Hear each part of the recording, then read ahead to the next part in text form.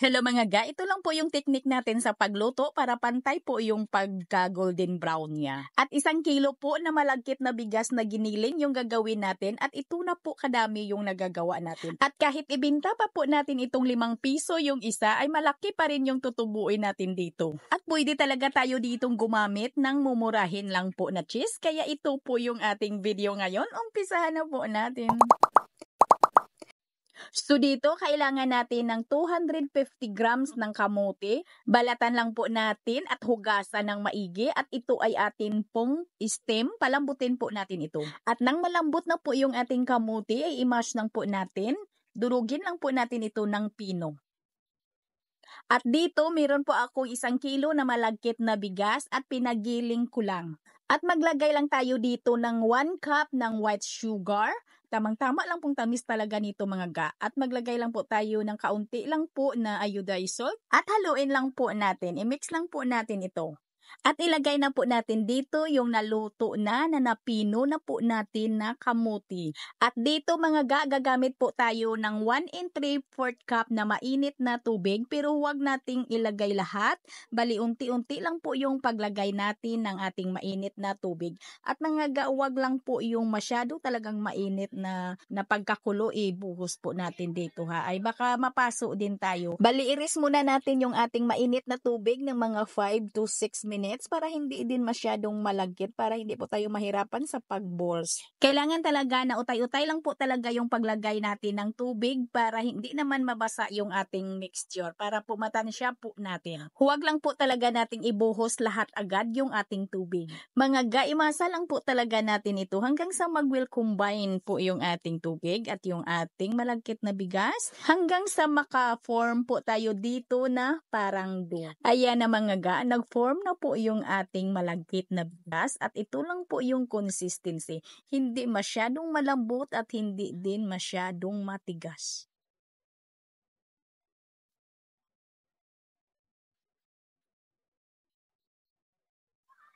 Tama-tama lang po talaga ito para po sa pag-balls po natin. At dito kailangan po natin ng lunga. Yung lunga ko na ito ay nasa 150 grams lang po ito. At dito sa ating palaman na cheese, pwede naman tayong gumamit ng mozzarella cheese, pwede ding quick melt at pwede ding yung deli queso. Pero yung aking gagamitin ngayon mga ga na cheese ay yung deli queso lang po para hindi naman masyadong mataas yung aking costing ng aking puhunan. Bali yung dili queso lang po yung cheese na gagamitin ko. At hiniwa ko lang yan ng mga maliliit na pa-cubes. At dito para maging uniform talaga yung ating balls ay gagamit lang po ako dito ng 1 tablespoon po ito or 15 ml measurements ng ating measurement spoon. At bilugin lang po natin ito mga ga at agad po nating ipalubog po dito sa ating sesame seeds. Pagkatapos po talaga natin yang bilugin ay agad po nating ipagulong dito sa ating lunga para dumikit talaga yung ating lunga dito. Kahit hindi na po natin ito basain ng tubig yung ating balls.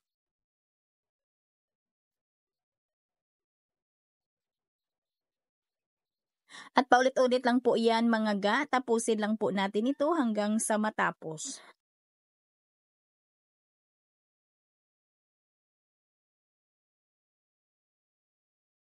At ito na mga ga, sa 1 kilo po natin na malagkit na bigas ay nakagawa po tayo dito ng 80 pieces. At lutuin na po natin ito agad sa ating mainit na mantika. At yung ating linga ay hindi po naubos. At habang hinihintay kong uminit yung aking mantika, mga ga, ay ginaganito ko po yung ating balls para maging kapit na kapit talaga yung ating lunga. At nang bilog na bilog din yung ating botche. At nang mainit na po yung aking mantika, ay pinahinaan ko na po yung apoy ng aking kalan. Nilagay ko po na ito sa katamtaman at saka ko na po pinalubog o nilagay ko dito na yung ating botche balls. At ito lang po yung technique ko mga ga para hindi na po ako mahirapan sa pagbulo baliktad ng ating botche at nang maging pantay din yung kanyang pagka golden brown ay inaalog-alog ko lang po yung ating strainer para po ay maging pantay talaga yung kanyang pagka-golden brown. At kailangan po ay mahina lang po yung apoy natin or nasa katamtaman lang para hindi naman masunog bigla at para na lutong-luto din yung loob.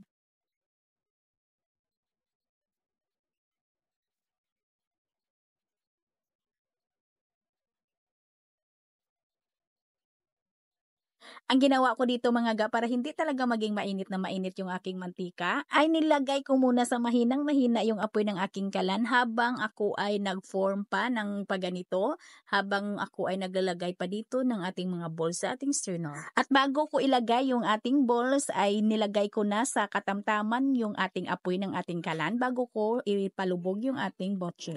Para maganda talaga ang pagkaluto na hindi masunog agad, nang hindi din masunog yung ating lunga, at nang lutong-luto din yung loob. Kailangan po ay alalay lang po talaga tayo sa apoy ng ating kalan.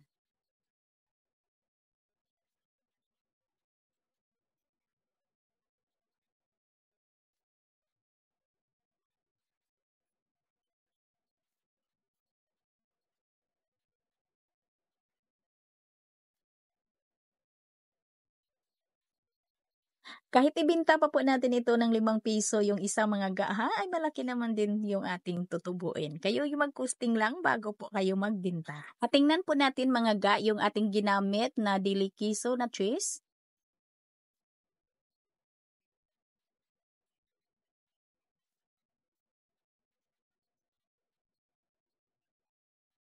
At dito yung isang balls po natin ay nilagay ko po dito yung mozzarella cheese po natin. Bali isa lang po ito mga ga ha. Bali try ko lang po na ipakita sa inyo kung mozzarella cheese po yung gagamitin natin. Isa lang po ito ha kasi kakainin ko lang po ito eh.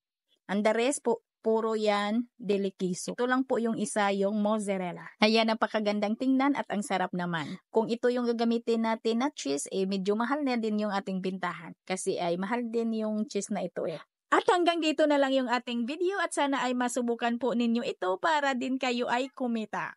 At sana nagustuhan po ninyo yung ating recipe ngayon. Magkita-kita po tayong muli. Ito pong muli ang inyong Kainday Tinapay. Maraming salamat at bye-bye.